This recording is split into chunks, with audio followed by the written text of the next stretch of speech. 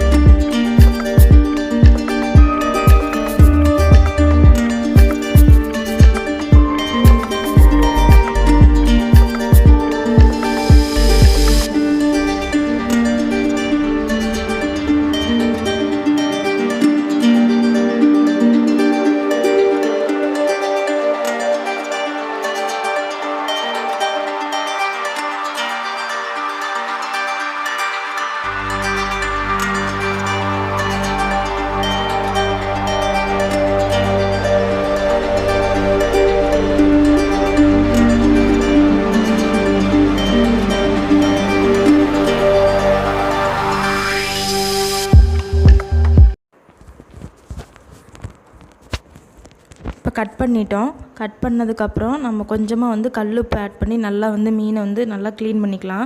எதுக்காக கல்லுப்பு போட்டு க்ளீன் பண்ணுறோன்னா, அதில் ஏதாவது அழுக்கு இருந்துச்சு, வேறு ஏதாவது அந்த நம்ம க்ளீன் பண்ணும்போது அந்த செதில்களெல்லாம் வந்து கரெக்டாக க்ளீன் பண்ணாமல் இருந்தோம்னா அதுவும் எல்லாமே ரிமூவ் ஆகி வந்துடும். அதனால தான் நம்ம இது மாதிரி வாஷ் பண்ணுறோம். இந்த மாதிரி நல்லா 2-3 டைம் வாஷ் பண்ணி எடுத்துக்கலாம்.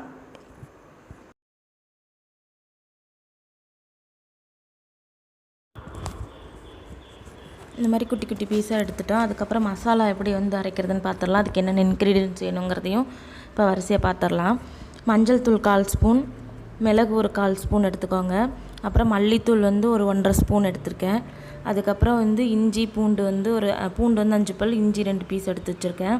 அரிசி மாவு வந்து 2 ஸ்பூன் எடுத்து வச்சுருக்கேன். அப்புறம் கார்ன்ஃப்ளவர் மாவு வந்து 1 ஸ்பூன். அப்புறம் மிளகாய்த்தூள் வந்து ஒரு 2 ஸ்பூன் எடுத்து வச்சுருக்கேன். உங்களுக்கு காரம் எவ்வளோ வேணுமோ அவ்வளோ எடுத்துக்கலாம். இப்போ எல்லாத்தையும் இதை வந்து மிக்ஸி ஜாரில் போட்டு அரைச்சி எடுத்துக்கலாம்.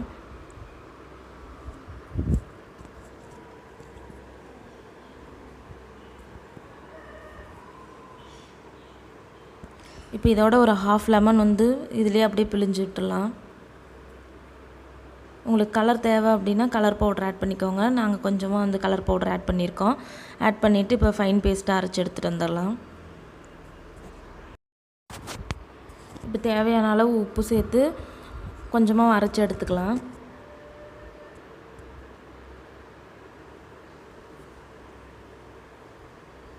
இந்த மாதிரி நல்லா பேஸ்ட் மாதிரி அரைச்சி எடுத்துக்கோங்க. இப்போ வந்து நம்ம அப்படியே மீனில் வந்து மசாலாவை வந்து அப்படியே இது பண்ணி வச்சிடலாம்.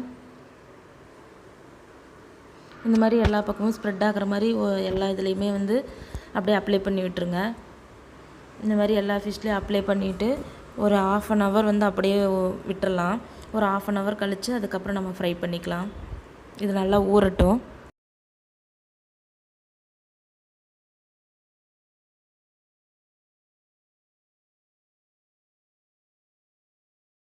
இப்போ ஃபிஷ் வந்து 1/2 hour நல்லா ஊறிடுச்சு. இப்போ நம்ம அப்படியே வந்து ஃப்ரை பண்ணிக்கலாம். இந்த மாதிரி ட்ரை பண்ணி பாருங்கள் ஃப்ரெண்ட்ஸ். அந்த மசாலா எதுவுமே உதிராது, டேஸ்ட்டாக இருக்கும். ட்ரை பண்ணி பார்த்துட்டு கமெண்ட் செக்ஷனில் கண்டிப்பாக எப்படி இருந்துச்சுன்னு சொல்லுங்கள். இந்த வீடியோ உங்களுக்கு பிடிச்சிருந்துச்சினாலும் உங்கள் ஃப்ரெண்ட்ஸ்க்கு ஷேர் பண்ணுங்கள்.